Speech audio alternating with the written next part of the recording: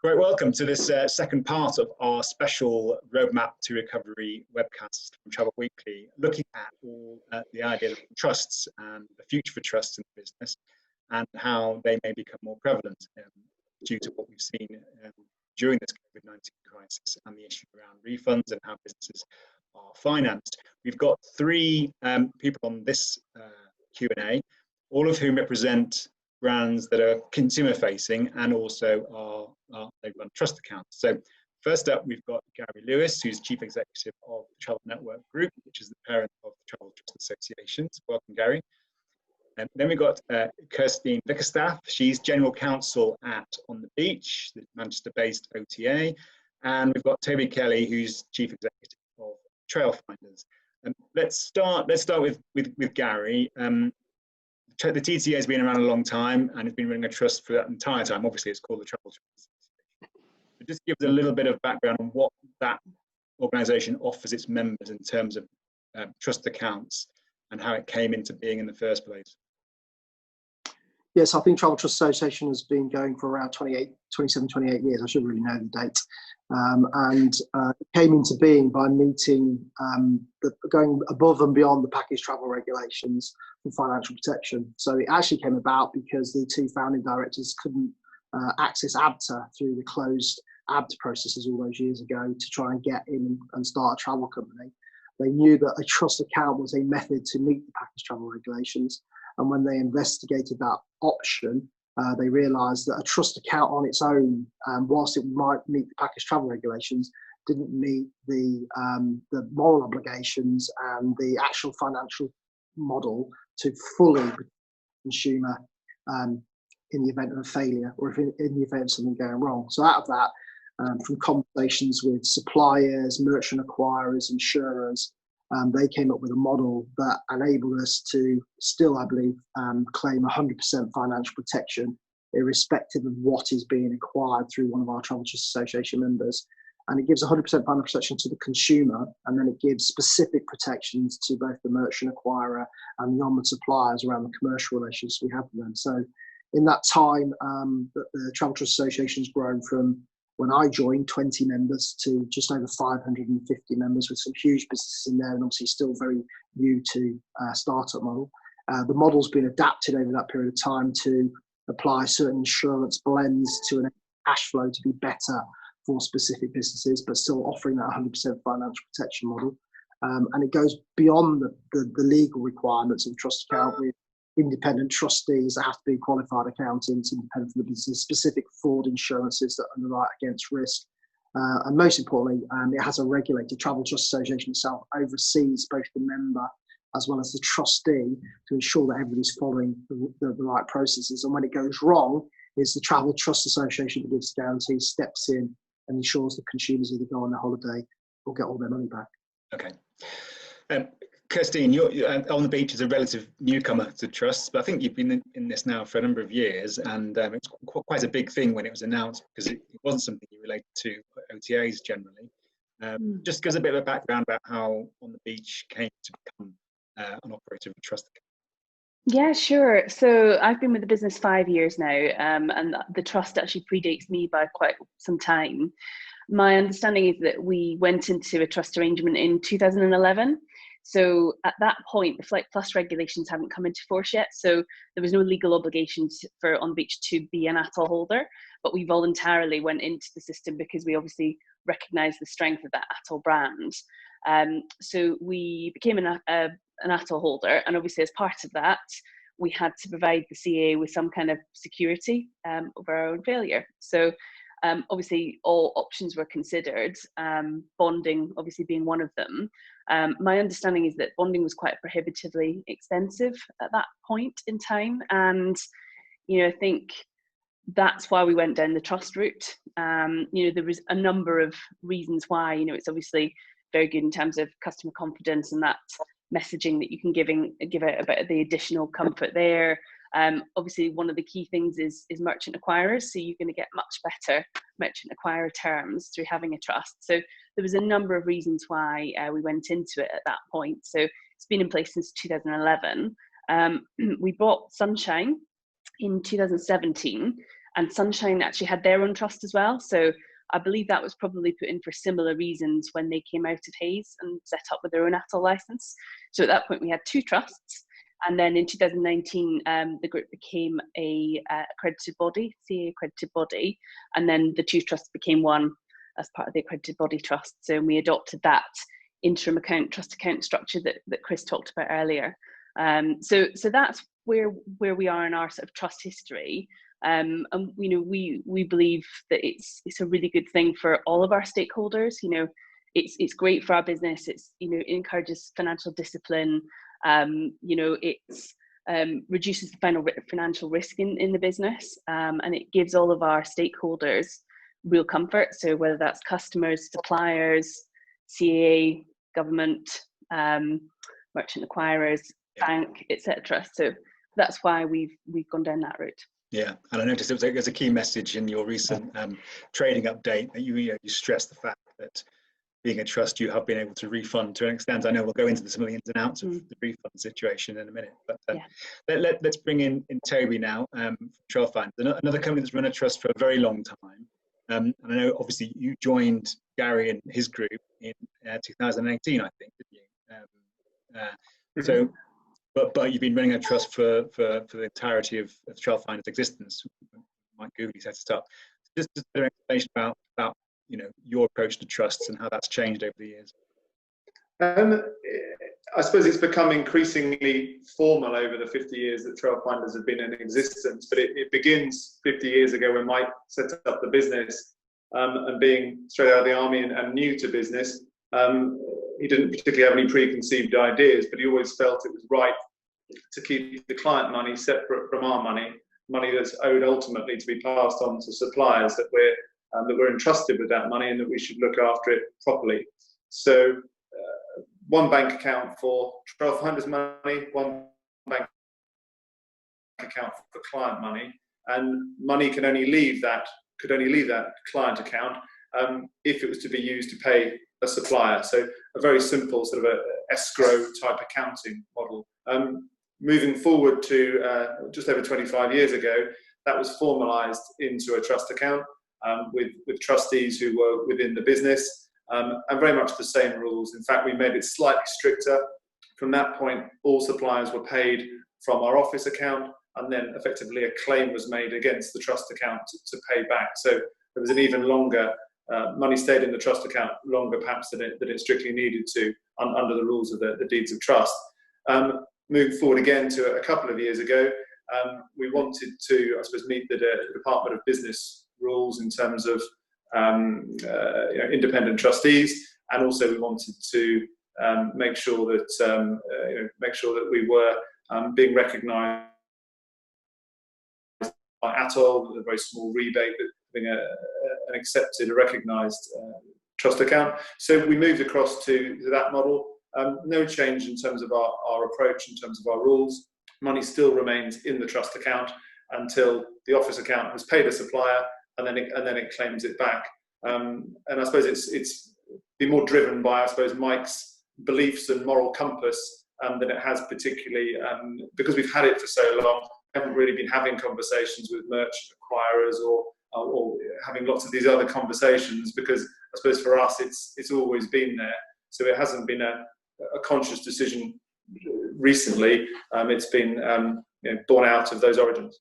Yeah, and as part of that move to Gary's group, Trailfinders had to relinquish its ABTA badge, which still has a lot of customer recognition. It does, but they see it means something. But did that have any impact on your business? I think that's been a misunderstanding that got misreported in the press at the time. We made the decision to leave ABTA several months before we joined. We moved our trust to the independent trustees and the TTA. The two things were unrelated. It was around the time of, I suppose, some changes at Trailfinders in terms of directors, and a clear briefing by Mike to look at every aspect of the business and question everything. And one of those things was spending a day with ABTA, meeting various directors there and understanding what it did for Trailfinders. And beyond a badge that was quite well regarded, it was hard to see what it did for us as a business, and we felt that that they weren't particularly exponents of trust accounts. It's more of a sort of a bonding model. For various reasons, we don't really think that a bonding model, because it's not dynamic, is the right way to secure client funds. Yeah. It's not dynamic as with seasonality and as the business ebbs and flows.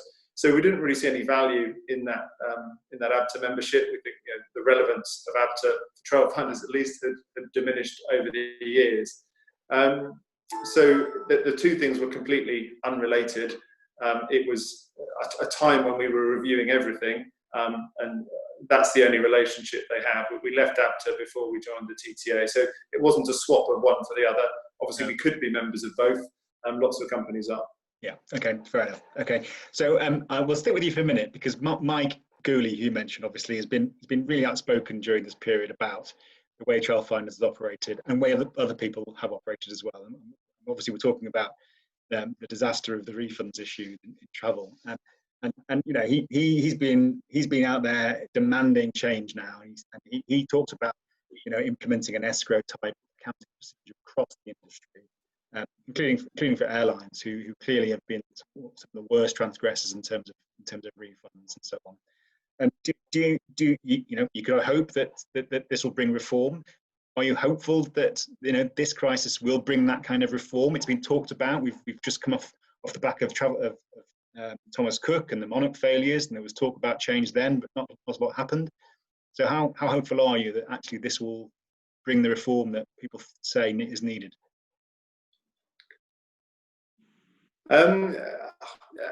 Obviously, we dearly hope that it will be the final catalyst that brings about the change. Mike has, I think he would describe it as crusading for proper financial regulation in travel for probably more than 20 years, probably back to the origins of our trust account being formalised in 1994. So,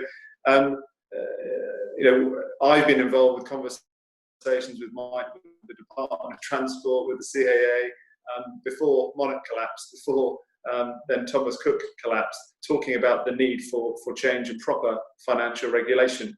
And none of those warnings from us or from Mike, none of those significant events which cleaned out the pot of money that sort of underpins ATOL, none of that was a catalyst for change.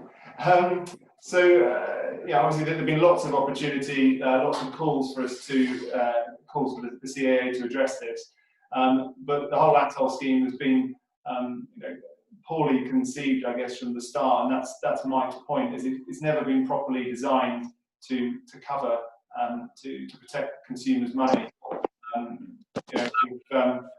We've seen that time and time again with every failure. The focus has been on building up to cover the eventual failures when they happen, rather than trying to consider risk properly and mitigate those failures and the size of those failures. Yeah. So an ongoing frustration. And I think Mike's question is why was the Civil Aviation Authority, who are experts in airline security and those sorts of things, why was it given the responsibility of financial regulation in travel? I think travel is the only industry, only significant industry, where consumer pipeline money isn't protected by regulation, whether that's solicitors or estate agents or bookies. Those are all protected. If you pay a £10 bet in for a football match, that £10 is in trust until the outcome of the game. Right. And if you win, your winnings are protected in a trust until you claim them. But for some reason, it's been woeful within travel, and it's almost been voluntary to the extent that you decide to protect consumers' funds. Yeah.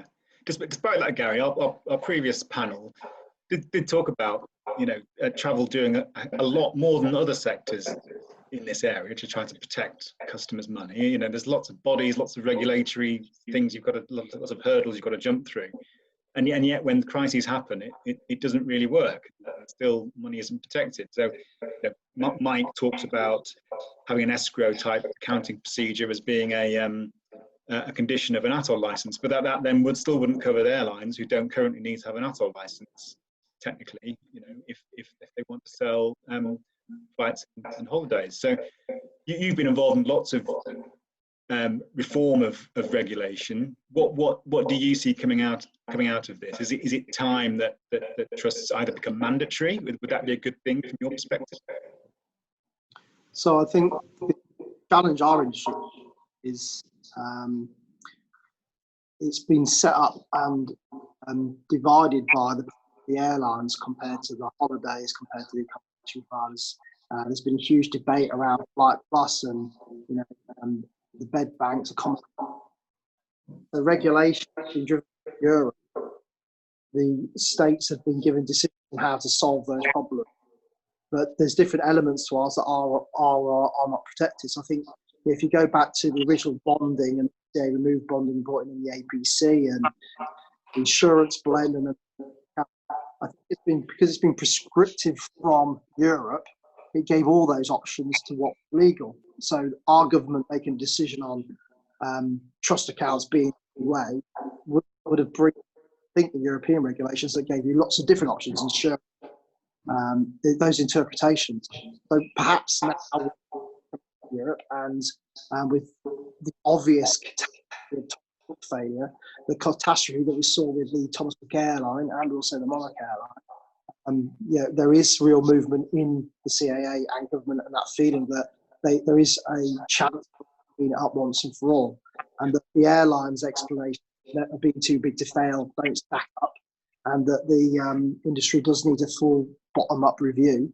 And if you go to a bottom-up review, like Toby said, if you look at other industries like insurance or betting, there is a way to allow pipeline to be protected, which forces barrier of entry slightly higher, but it means that those companies have to go and have proper business plans to get funded correctly to enable them to trade.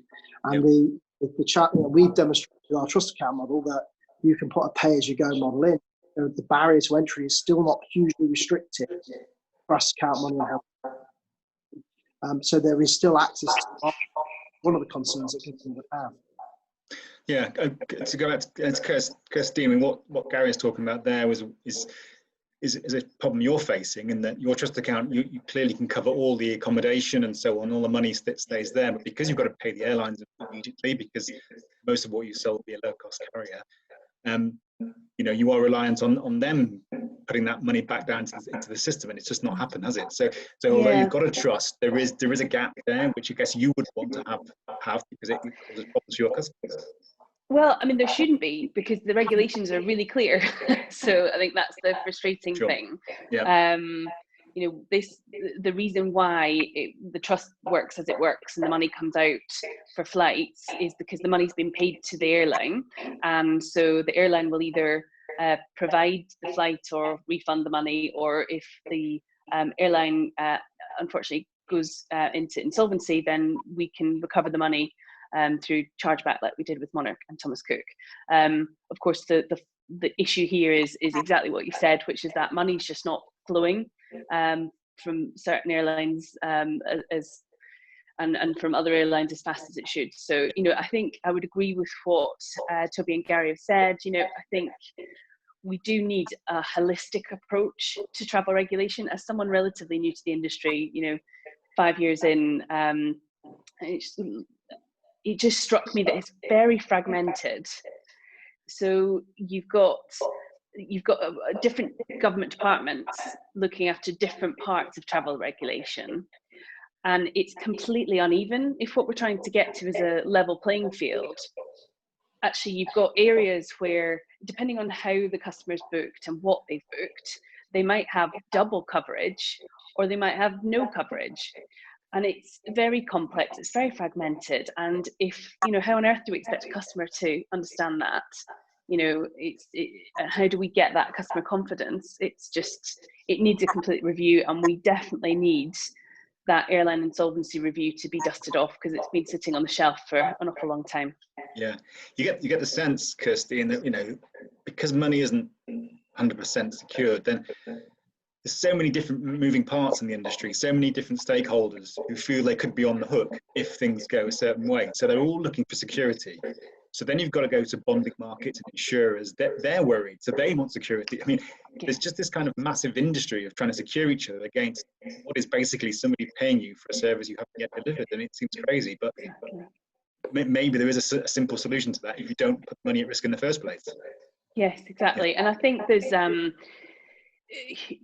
to be pressure from all sides, from consumers, from regulators, from all sorts of stakeholders, that this is the way that we want to go. But I think from government's perspective, you know, we've been waiting for them to come out and confirm whether or not these refund credit notes are protected.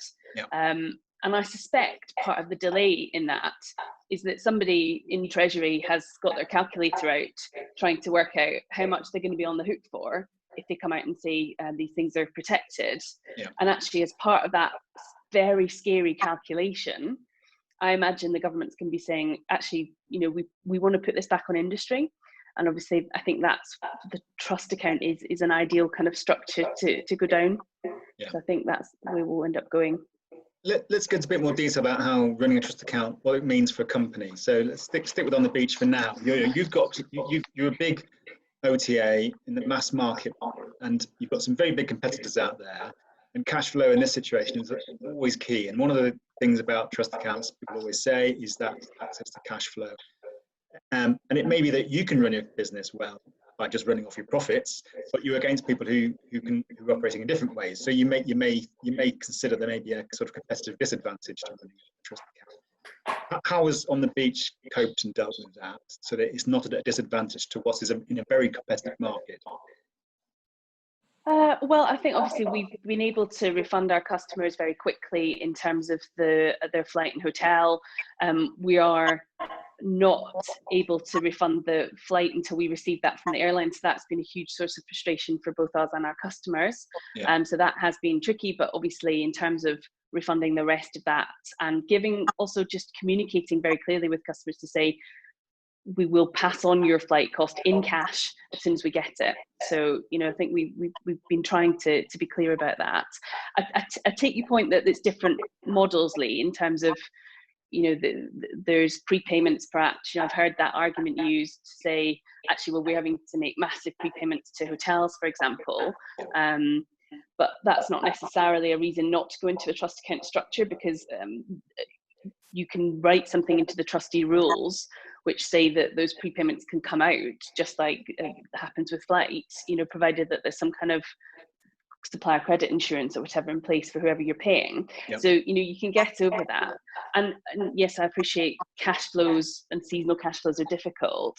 But at the same time, the CA has very strict rules about liquidity. So if you're already complying with those, then actually the transition probably isn't as bad as people might think.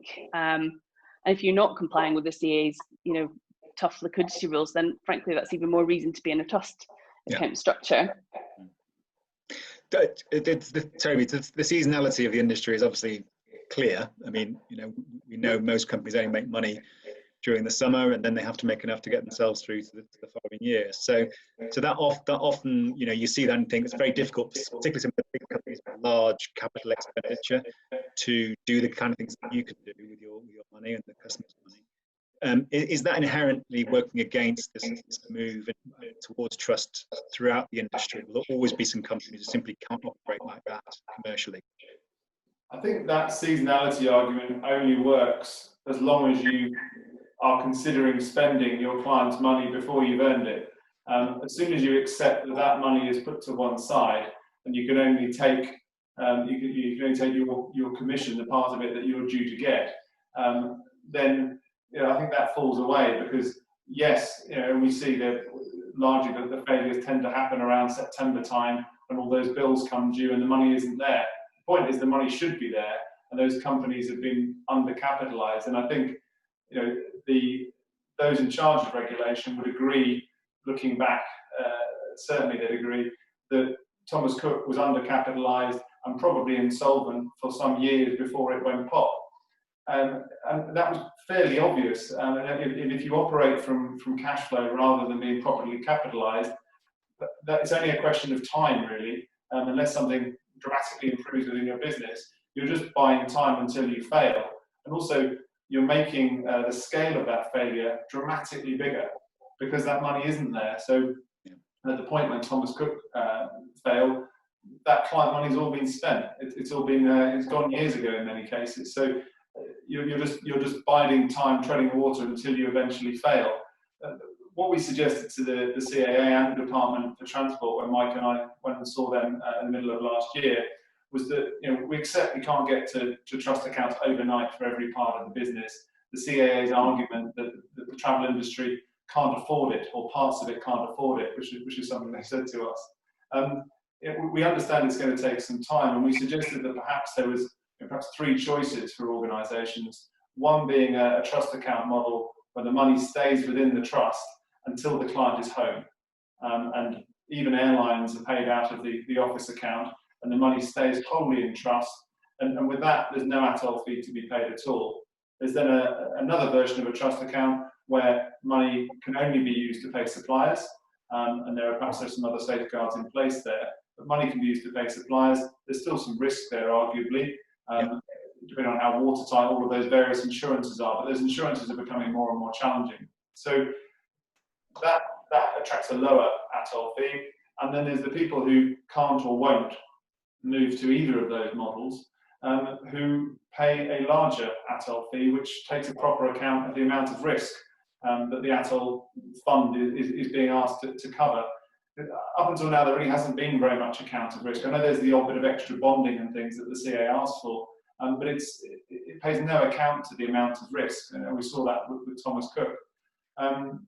It's very much the current situation is like a 19-year-old driving a Ferrari who's already been banned for drink driving once, paying the same insurance premium as a 50-year-old driving a Qashqai who's got a clean license. And that's kind of where we're at, and that has to change. I think merchant acquirers and insurers fully understand that that risk is what they're looking at. But for some reason within travel, because it hasn't been looked at from a financial regulation point of view, we haven't looked at it that way. Yeah, I guess there's complexity behind the scenes. What you want is something very clear to the consumer, don't you? So it's a very, they don't have to think about this. It's just, there's one way of dealing with a travel company and that's it. Yeah. Is there a danger? Is there a danger because there are different ways of doing trusts, and even in your model, there'll be different tiers of trust, type of trusts. Could we swap one complex model that consumers don't get for another one, and we're back in the same place?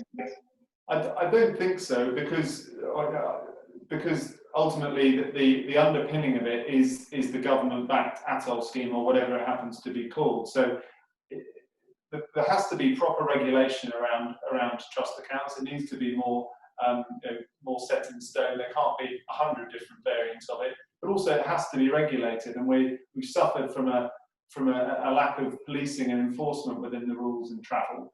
But also, as Kirsteen said, this very fragmented approach. We see that with the exploitation of linked travel, the fact that flight-only bookings, depending on how you book it, might be covered by ATOL, they might not be covered by ATOL. It's completely unclear. Whereas if all transactions are kept in trust and backed by, it doesn't have to be ATOL, because to some extent, whether there's an air element or not is a moot point. Whether it's a cruise or a ferry over to France or whatever, it should all be covered. It shouldn't be so fragmented. Money is kept in a trust account, but if you're not keeping the money adequately in a trust account, then you're paying a higher fee to ATOL, which recognises the amount of risk that you're placing upon that fund.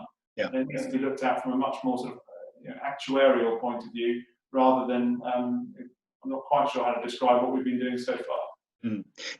Gary, your organisation, you have members who are in the TTA, you have non-TTA members to the World Choice, the World Choice group as well. So, how do you see the future panning out for them? We've mentioned how it can be difficult to transition from one model to the other, and it's that transition period that firms might struggle with. Do you see in your group more of your World Choice members looking at trusts now and thinking they need to operate in this kind of way? How does that change the way you run your business? So I think in a crisis, depending on what pressures people are under, they'll take a view on where they are. And clearly, for most businesses, financial protection isn't their prime focus. Their prime focus is to sell holidays, and they want to do everything else as cheaply and as effectively as possible. And I think something Toby said, which was decisions around the moral compass around how to spend money. People don't associate a moral compass the prime purpose, which is to make a successful business, to look after their customers and look after their people, not around the financial. And I mean, there may be a possibility of new regulations. I'm sure we'll look at this again as an industry.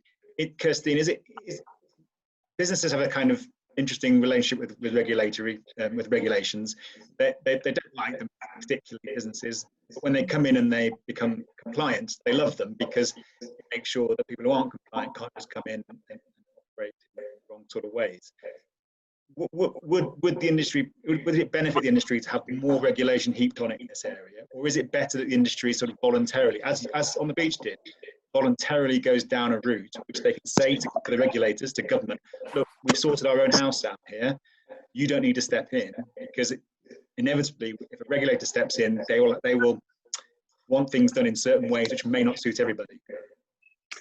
I just don't. I think the industry's had enough of a chance to do that, and it's not happened. So, no, I don't think that that's the answer. Self-regulation. Is more regulation the answer? I think I would say better regulation is the answer. More streamlined, more simple, more consistent, more level. I just think you need to rip it up and start again. Yeah, a bit more light touch, if you like.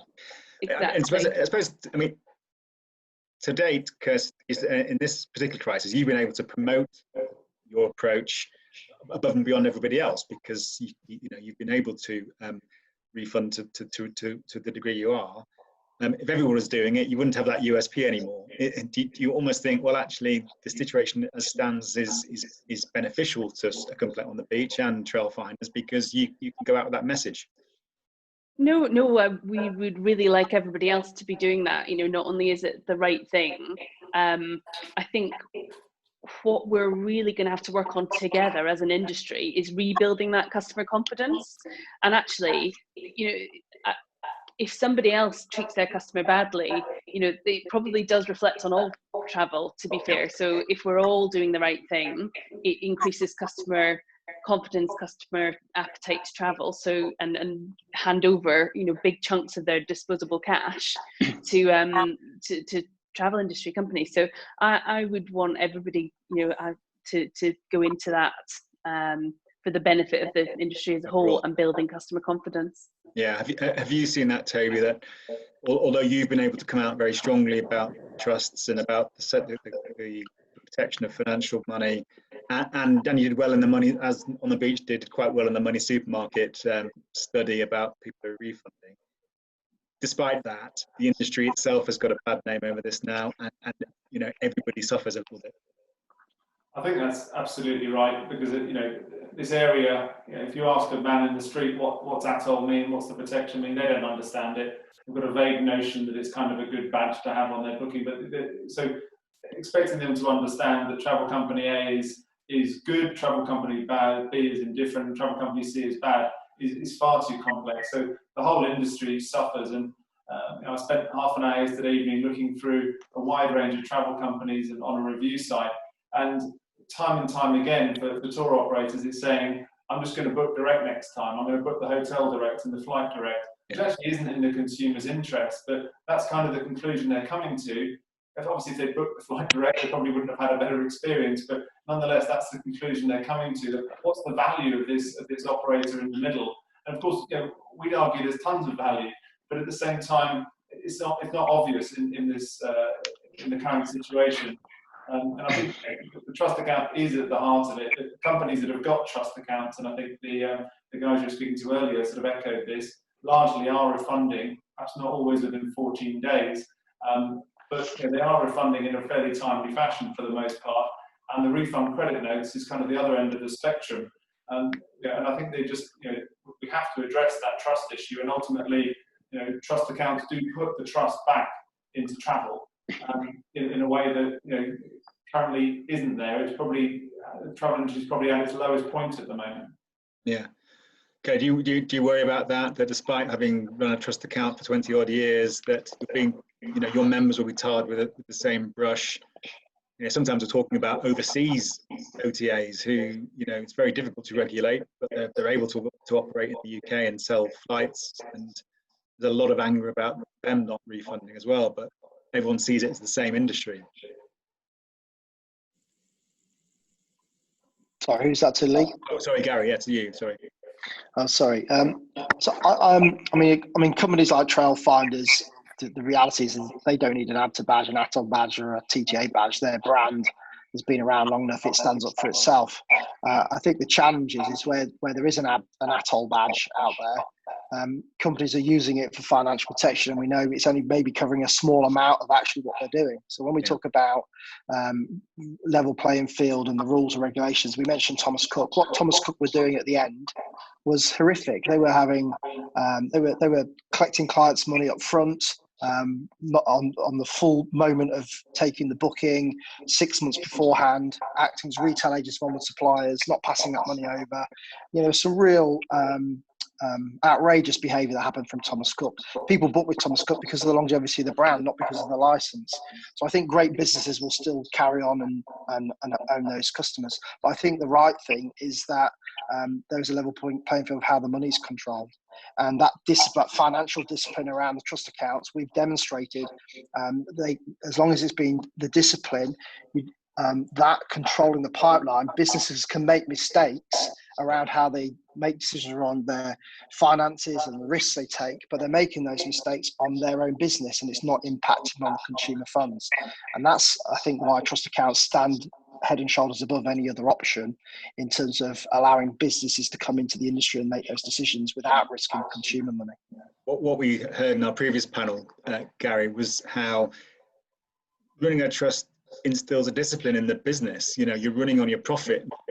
I mean, you've seen firms talk about total transaction value. It's a meaningless figure because only a percent of that is your money.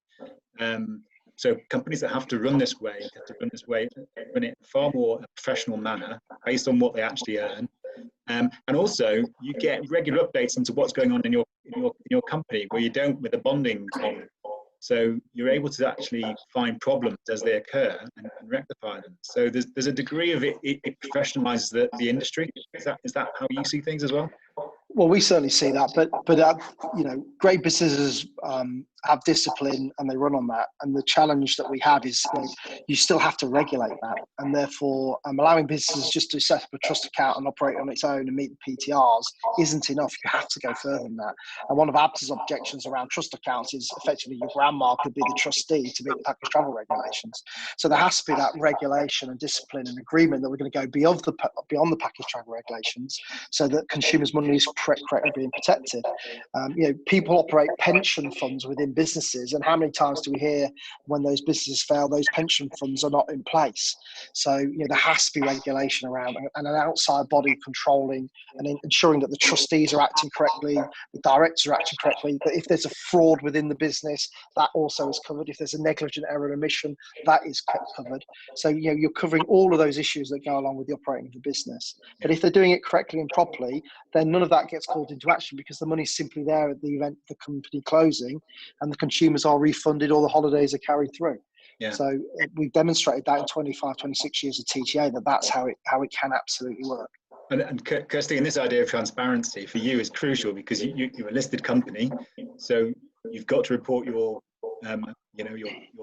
accounts every quarter. And Simon's out there talking to the city about how they're doing. There's nowhere to hide there, is there? So there's lots of belts and braces around how you operate, which means things like fraud shouldn't happen.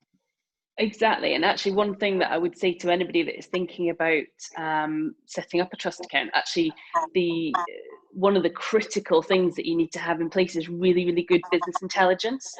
So you need to have that reporting within your business to properly identify the funds and where they are and what's to go into the trust, etc. You need to have very, very carefully crafted business intelligence rules around that. And yeah, again, going back to Gary's point about financial discipline, it actually benefits the business as a whole as well. So absolutely. Look, we've nearly run out of time, but I just want to finish on a few thoughts on how we get to where we think we need to get to now. I mean, who leads this? Who speaks on behalf of the industry? I think, like you said, the industry's got a potentially great story to tell here because you are a customer-facing brand. You are there to look after the customer. tend not to own the product. You sell it on behalf of your partners, but you're first and foremost, you're there for the customer. So there's potentially a good story there. And yet at the moment, we're facing this crisis moment. So what in your view, what needs to happen from now on to get this message across, to get us to the place we need to get to? Maybe start with Gary and we'll go through the other guys. Yeah, sorry, with myself, I couldn't hear that, yes. Yeah. Obviously lobbying, but who and where? Ultimately, the Civil Aviation Authority have already moved some way in terms of understanding, recognising trust accounts. They're also hugely challenged around the Air Travel Trust Fund and that large trust account and how they regulate the overall market. You know, that trust account's bankrupt. They've been utilised by the government at different times when airlines have failed to deal with the financial failure. They report directly into the DFT minister, and they've been primarily the main responsibility for financial protection of packages with flights. So it makes sense that avenue is utilised from us all. We're all connected to them. And they have to get on board the fact that the industry needs a different way of doing it. They changed from bonds a long time ago to the APC. They may argue that the APC has worked to a point because there's been money there to pay up a lot of those failures. But clearly, we're in a zero position now with no money in that Air Travel Trust Fund and the industry going through a crisis because the 14-day PTRs could not be complied to because of the pipeline funds. So now's the time, and the CA have been involved in all of those conversations with all the connections with incredibly big, huge businesses such as On the Beach and Trailfinders are very powerful in the volume they drive. So it's lobbying them, I believe, at the same time the relevant ministers to have that conversation. Yeah. Toby, as Gary suggests, we're a bit of a reset. There is no money in the CAA fund.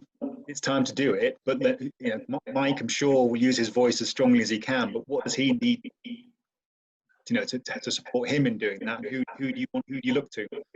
Yeah, I think as you say, the funds. Gary says the fund's empty. I think in real terms, Trailfinders have put something like 15 million into that fund. All that money's disappeared. Bailing out competitors effectively. So that model, I think, was always poor. And Mike told them for many years before it failed. He told them it was poor. It seems pretty clear to me that we have to have something different from here, but it has to be led by government. I don't really see there's any other way to do that. And the government need to listen not so much to those strong lobbyists for large airlines or large tour operators or whoever it might be who employ these teams of lobbyists. They need to not listen to them. They need to consider what the consumer wants and what the taxpayer wants. And the consumer who's been given a refund credit note today that they'd quite like to spend on something else, perhaps their mortgage or perhaps their shopping, they would vote for their money to be protected in a trust account. And the taxpayer who's now on the hook for these these open-ended sort of billions that Kirsteen referred to, they don't want to be on the hook for that. They'd also vote for trust accounts. So they're the people really whose opinion matters. And neither ATOL nor APTA have taken enough account of putting the consumer at the centre of this and thinking what's the right outcome for the consumer. It's been about the preservation of these businesses in recent months. But longer term, it's been about not having awkward conversations with these businesses and saying that your model needs to change. You need to be properly capitalised.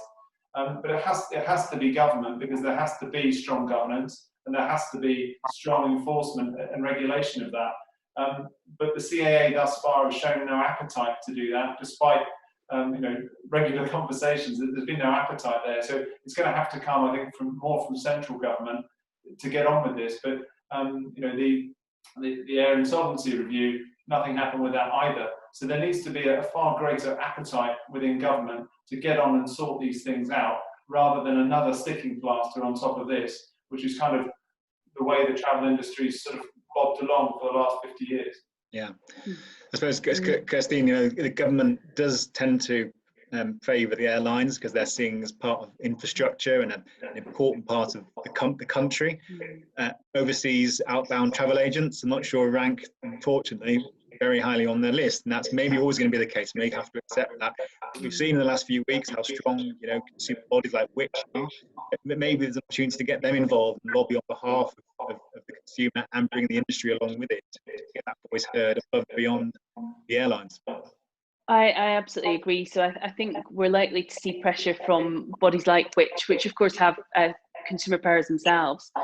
But I agree with everything that Toby and Gary have said. I think it's got to sit with government. So, and again, we are fragmented across government departments. So travel's regulated by both DFT and BAYS.